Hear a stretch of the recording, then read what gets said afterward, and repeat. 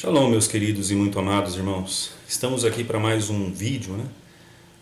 Eu espero que eu possa transmitir aquilo que Deus tem tocado no meu coração e que tem sido algo que a trombetear sem nenhum tipo de reserva, sem nenhum tipo de artifício e sem nenhum tipo de medo de rejeição. Eu não tenho medo de rejeição, eu só tenho medo da rejeição do meu Deus comigo.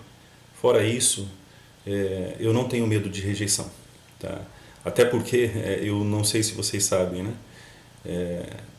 Deus tem firmado e fundado uma comunhão muito gostosa comigo. É muito gostoso, sabe, sentir a presença de Deus na hora que acorda, no decorrer do dia, na hora que vai dormir, até mesmo nos sonhos. Essa comunhão, ela tem que ser constante com todo mundo.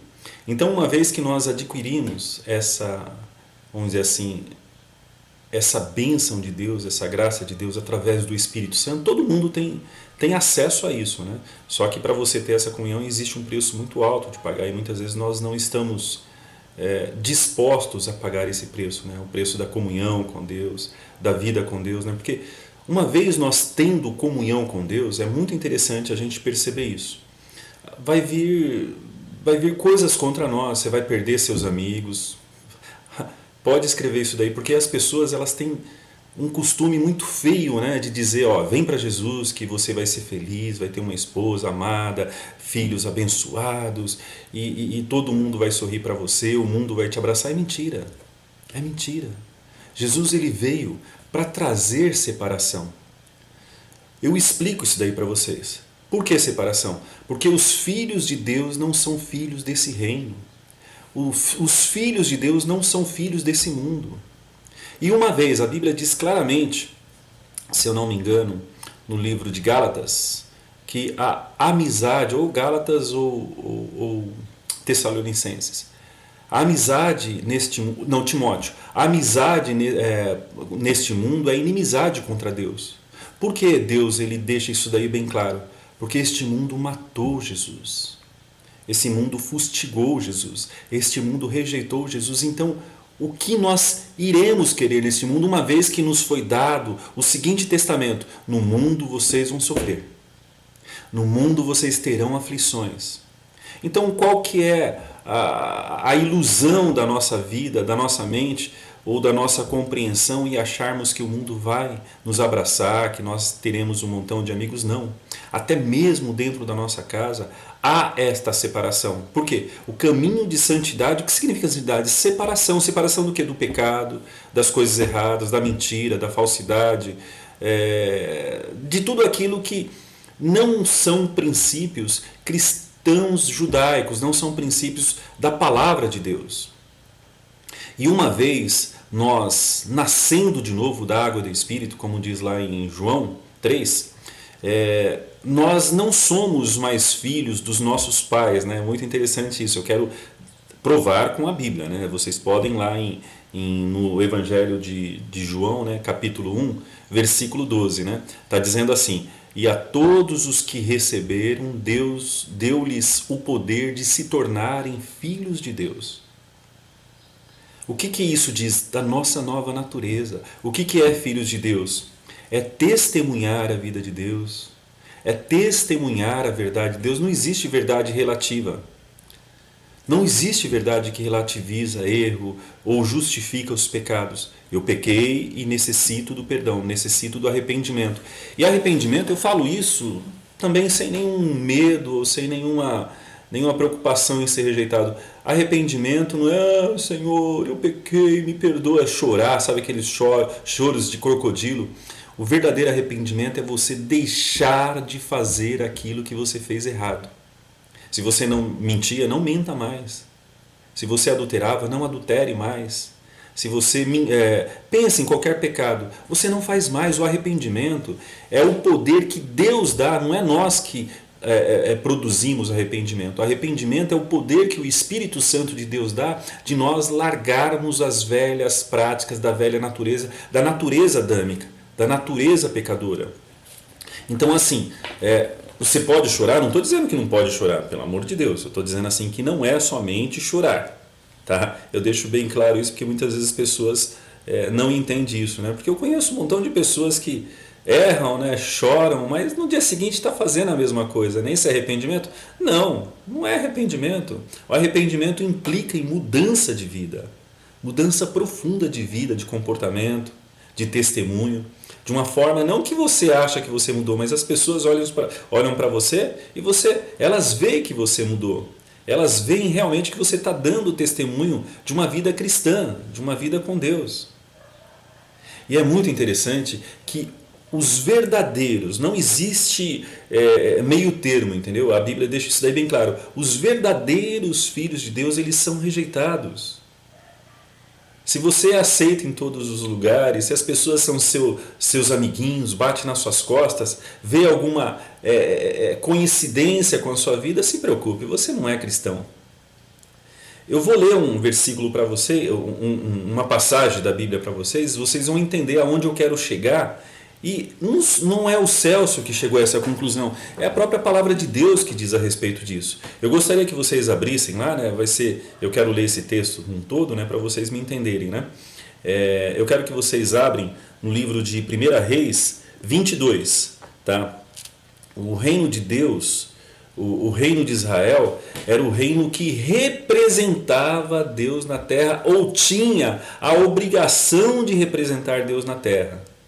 Existiam vários povos, várias potências na época que Deus levantou o reino o povo de Israel, né? Existia vários, mas Deus escolheu o menor de todos eles, o mais pecador, o mais terrível, o mais adorador de ídolo, e Deus transformou aqueles lá. Por quê? Porque ele viu uma chama de questionamento. Nelson Rodrigues, nos livros dele, né, ele diz exatamente isso, né, que toda unanimidade é burra. E eu, de uma certa forma, eu concordo com ele, né? Por quê? Porque quando você vê todo mundo falando algo, seguindo algo e concordando com algo, desconfia. Os verdadeiros homens de Deus, ele nasce do questionamento de coisas erradas, tá? Não é de questionamentos da Bíblia, não. A Bíblia, ela é inquestionável, ela é um livro que, se nós temos comunhão com Deus, é alimento, é uma água gelada em meio ao deserto, é refrescante, é gostoso. A gente não questiona nada que tem na Bíblia, a gente cumpre o que tem na Bíblia. É lógico, né, que as pessoas elas têm várias interpretações e não existe interpretação. Eu costumo dizer isso daí e continuarei dizendo, né, não existe interpretação da Bíblia. O que existe é o Espírito Santo. Se você tem o Espírito Santo ele não tem várias vertentes ou várias compreensões de determinada coisa. O objetivo do Espírito Santo é nos levar, eu sempre falo isso e sempre vou repetir, ao arrependimento e santidade, a santidade e justiça, a cruz e o sangue de Jesus. O objetivo do Espírito Santo em toda a Bíblia é exatamente esse, levar o povo de Deus à morte na cruz. A morte na cruz, de que forma? A gente morrer para o pecado, a gente morrer para a mentira, morrer para a falsidade, morrer para a prostituição, morrer para a fornicação, morrer para companhias indesejadas. É a gente realmente ter a natureza de Jesus Cristo. E para a gente ter a natureza de Jesus Cristo, a gente tem que conhecer Ele, não tem um outro caminho. Não é somente a Bíblia que vai fazer que nós conheçamos Jesus. É a aplicação dela no nosso dia a dia, a fim de que toda aquela natureza nossa velha, a nossa natureza adâmica, ela seja substituída por Jesus. A natureza de Jesus. Santidade, humildade, comunhão com Deus, respeito às pessoas, amor por Deus sobre todas as coisas e ao próximo, aquele mais terrível que faz muito mal para você, se amar ele, sabe? Então a vida cristã, ela realmente é para poucos, muitos se dizem, né? Mas poucos realmente testemunham de uma vida cristã, né? E com isso eu disse, né? E vamos lá para a gente não perder o foco, né? Ler exatamente o livro de 1 Reis, tá? 22, a aliança de Josafá, de Judá e Acabe. Existia um rei muito impenitente, muito pecador. Ele fez toda uma nação santa, uma nação que Deus tinha separado para testemunhar o nome dele, pecar, sabe, adorar ídolos, colocar os filhos no fogo, né, para vir colheita, né? Adorar outros deuses. Ele conseguiu fazer isso, por quê? Porque ele teve uma aliança, ele casou com uma mulher que era idólatra, que não pertencia àquele povo, àquela nação, algo que Deus tinha proibido. E isso a gente trazendo para os nossos dias, cuidado você que se diz cristão ou quer viver uma vida cristã, casar-se com alguém que não tem o temor de Deus. Não faça essa loucura. Isso daí é chamado jugo desigual. Case com cristãos, tenha amizade com os cristãos, tenha relacionamento com cristãos. Você vai se isolar de outras pessoas? Não, você vai respeitar elas e ter, viver em paz com ela, mas comunhão e amizade é só com o povo cristão. Não existe comunhão da luz com as trevas. Não existe. Cuidado você querer achar que pode ter a comunhão com uma pessoa que não vive a vida de Deus, não vive no caminho de Deus. Cuidado. Acabe fez isso casando com Jezabel, uma das mulheres mais pecadoras da Bíblia, né, relatado, e ele desviou todo o povo de Israel, porque essa mulher era, se eu não me engano, fenícia, né, e ela ensinou o marido dela e todo Israel a adorar falsos deuses, a adorar demônios, a adorar o demônio do aborto, Maloque, tá? Você que pensa em fazer aborto ou apoia a pauta de aborto, você está adorando o demônio Maloque. Ele exige que você mate o seu filho, né? E quando você vai lá dizendo, né, ou anunciando que você tem direito ao seu corpo, sim, você tem direito ao seu corpo, mas não uma vida que está dentro de você. Aquela vida, ela é uma vida individual de você. O único trabalho que você tem é criar ela, sabe? Desenvolver aquilo, o fruto do seu relacionamento, seja o pecado que você cometeu ou a bênção do relacionamento matrimonial que você cometeu. Você tem a obrigação diante de Deus de gerar aquela vida. Você não tem direito de matar aquela vida. Quando você mata, você está oferecendo o seu corpo, a sua submissão a Maloque, a demônios. Então cuidado de você ter algumas pautas progressistas e estar apoiando partidos que nessas eleições apoiam isso daí, tá? Eu não vou entrar nessa pauta, mas eu quero só pontuar isso daí. Vamos lá? 1 Reis 22, capítulo 22, tá? Eu vou estar lendo. 3 anos se passaram sem haver guerra entre a Síria e Israel. Porém, no 3º ano, desceu Josafá, rei de Judá, para avistar-se com o rei de Israel. Quando o reino de Israel foi dividido, tá? Deus ele prometeu um reino perpétuo, um reino eterno para Davi, mas ele estava falando de Jesus, né? Jesus vai estabelecer o reino milenar aqui no milênio, né? Durante 1000 anos Jesus vai reinar nessa terra, destruir toda a rebeldia, toda a ilusão, todo o modernismo. Jesus vai destruir, né? E vai reinar nessa terra juntamente com a sua igreja amada, né? Ele vai descer do céu, né, naqueles 7 anos para nós aqui, para as pessoas que ficarem aqui na tribulação, em grande tribulação, e a igreja que foi arrebatado lá no céu, tá, será 7 dias de bodas, né, a bodas de casamento do povo judeu é 7 dias, tá, no céu serão 7 dias de boda, de festa, do povo que realmente conseguiu vencer o mundo, o pecado e o diabo, que subiu com Jesus, que foi arrebatado, que conseguiu realmente testemunhar a vida de Jesus, né? Quando a igreja subir, aqui na terra vai acontecer a tribulação e a grande tribulação. Serão 7 anos de juízo de Deus sobre a terra, chicote de Deus sobre os rebeldes e sobre o pecado e sobre o pecador. Quando passar esses 7 anos de juízo realmente de Deus, praga, terremotos, os astros celestiais caindo sobre a terra, de repente uma estrela cair sobre a casa de alguém, sabe? Vai acontecer coisas terríveis aqui, doenças piores do que essa questão da Covid. Aqui vai abrir-se realmente uma porta do inferno, tá? Aquele preço que Jesus pagou para nos tirar da ira de Deus, para nos livrar da ira de Deus, quem não aceitar isso daí, não for arrebatado, vai sofrer aqui os 7 anos de tribulação e grande tribulação. Mateus 24, se vocês lerem lá, vocês vão entender muito bem, tá? Então, quando Jesus descer na terra e estabelecer o reino milenar, aí sim, ele vai reinar sobre a terra. Então foi esse reino que Deus prometeu para Davi. E só que Deus falou assim, ó Davi, enquanto esse reino não se manifestar, eu vou colocando os seus filhos. Só que os filhos dele começou a adorar outros deuses. Salomão casou com mais de... ele se relacionou com mais de 1000 mulheres. Ele teve 400 mulheres e 600 concubinas.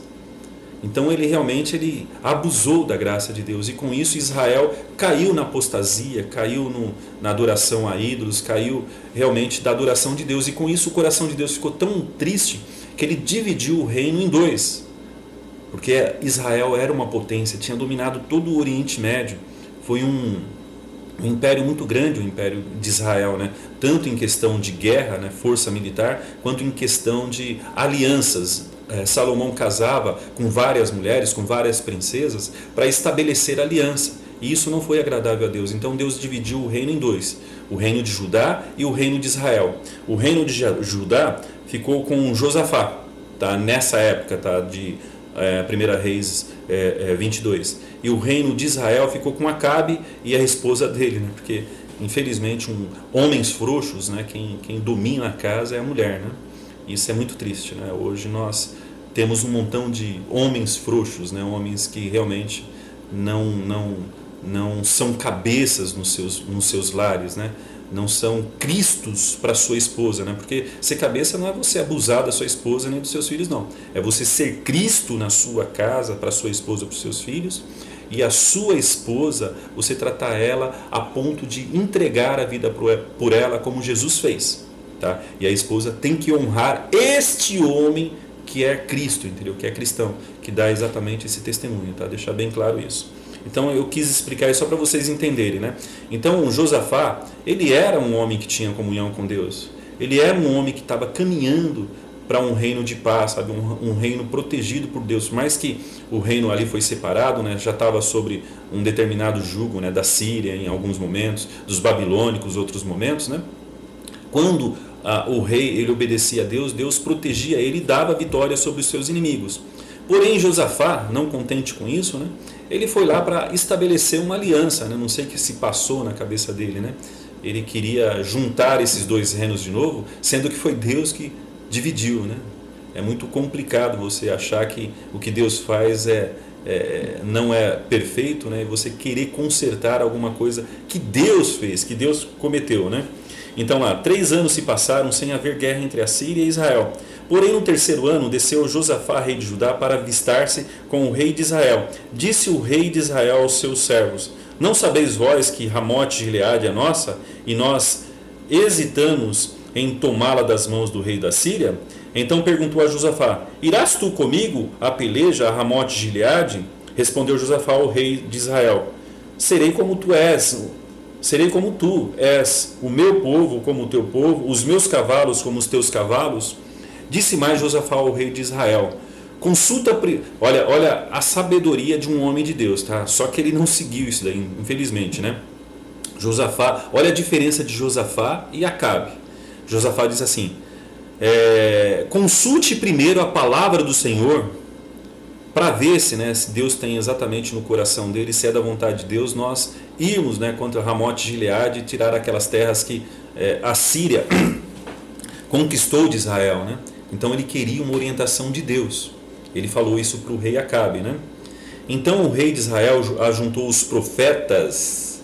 Escuta bem essa frase, né? Essa observação. Então o rei de Israel juntou os profetas, cerca de 400 homens, e lhe disse: irei a peleja contra Ramote Gileade, ou deixarei ir? Eles, os 400 profetas, unanimidade, disseram: sobe, porque o Senhor a entregará nas mãos do rei. Josafá ele percebeu, né? Falou: opa, alguma coisa está errado. Ele olhou para aqueles profetas, olhou o templo deles, olhou as imagens, né, de que eles adoravam, né? Baal, Astarote, Asmodeu, todas aquelas porcariadas, né? Todos aqueles demônios figurados, né, em estátua. Ele olhou assim: o Acabe, tem algum profeta do Senhor mesmo aqui na sua região, né? É muito interessante. Quando a gente tem o Espírito Santo, A gente pode ver o mundo todo dizendo segue por ali, mas se não tiver a paz de Deus, a confirmação do Espírito Santo que habita em nós, a gente não vai seguir com a multidão. A gente vai seguir, ouvir a voz de Deus. Por isso é algo que eu falo e continuo a repetir. Hoje o diferencial de pessoas, homens de Deus, é ouvir a voz do Espírito Santo e não ouvir a unanimidade, ouvir a multidão. Disse, pois, Josafá: não há aqui ainda um profeta do Senhor para consultarmos? Ou seja, ele sabia que aqueles não eram profeta do Senhor. Respondeu, olha a resposta do rei de Israel, de Acabe, né? Respondeu o rei de Israel a Josafá: há ainda pelo qual se pode consultar o Senhor. Olha, porém eu aborreço esse profeta, porque ele nunca profetiza de mim que é bom, mas somente o que é mal. Este é Micaías, filho de Imlá. Você percebe? A gente vai em igreja somente que fala coisas que agradam a nossas escolhas, agrada o nosso estilo de vida. Nós não queremos ir numa igreja que prega santidade, justiça, arrependimento, a cruz e o sangue. Então o rei de Israel falou: porém eu aborreço, porque ele nunca profetiza de mim o que é bom, mas somente o que é mal. Este é Micaías, filho de Imlá. Disse Josafá: não fale assim, rei, não fale assim. Então o rei de Israel viu que realmente ele não iria se juntar a ele se não consultasse esse profeta, né? E ele precisava de mais números de soldados, né? Ele falou: então o rei de Israel chamou um oficial e disse: traze-me depressa Micaías, filho de Imlá. O rei de Israel e Josafá, rei de Judá, estavam assentados cada um no seu trono, vestidos de trajos reais, numa eira à entrada da porta de Samaria. E todos os profetas profetizavam diante dele. Zedequias, filho de Kenana, fez para si um chifre de ferro e disse: assim diz o Senhor, com este escorneará os círios até de todos os consumir. Todos os profetas profetizavam assim, dizendo: sobe a Ramote de Gileade e triunfará, porque o Senhor o entregará nas mãos do rei.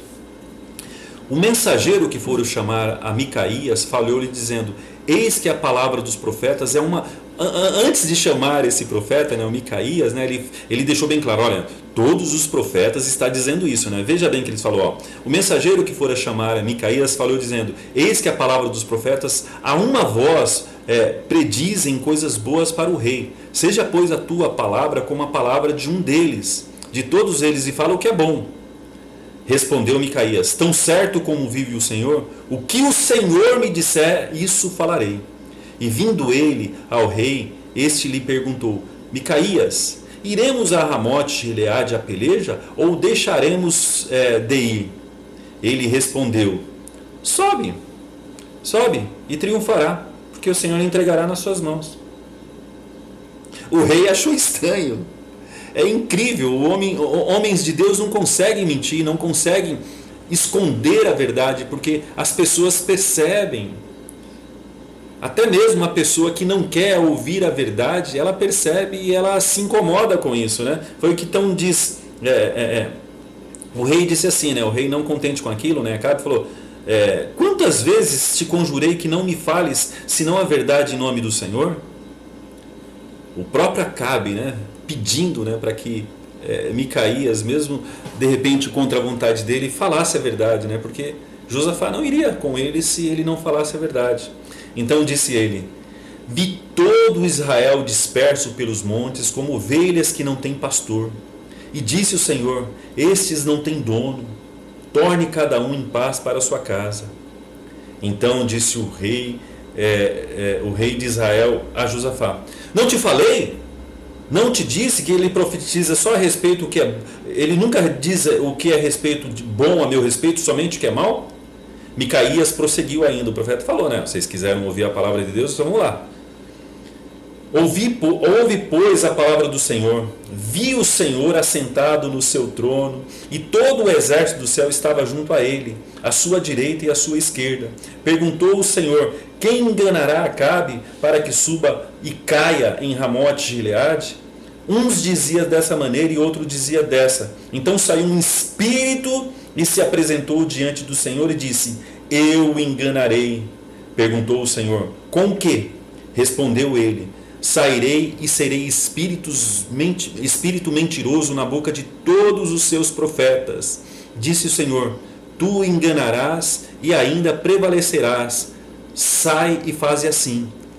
E eis que o Senhor pôs o espírito mentiroso na boca de todos esses seus profetas, e o Senhor falou o que é mal contra ti. Então Zedequias, filho de Kenana, chegou, deu uma bofetada em Micaías e disse: por onde saiu em mim o espírito do Senhor para falar de ti?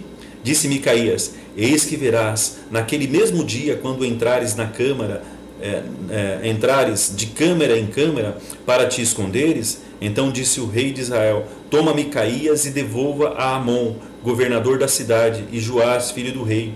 E direi: assim diz o Senhor: metei este homem na casa do cárcere, e angustiai-o com escassez de pão e água até que eu volte em paz. Disse Micaías: se voltares em paz, não falou o Senhor. Na verdade, por mim,